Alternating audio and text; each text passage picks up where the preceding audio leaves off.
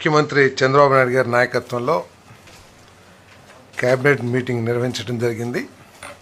సంక్షేమం, అభివృద్ధి రెండు కళ్ళలాగా వెళ్ళాలని ఏదైతే బయట చెప్తుందో దానికి అద్దం పట్టే విధంగా ఈ రోజంతా కూడా అజెండా ఫిక్స్ చేయబడిందని చెప్పేసి నేను మనవి చేస్తా ఉన్నాను. నేను ఒక నిర్దిష్టమైన ఆలోచనతో, ఒక విజన్తో ఈ రాష్ట్ర భవిష్యత్తుకి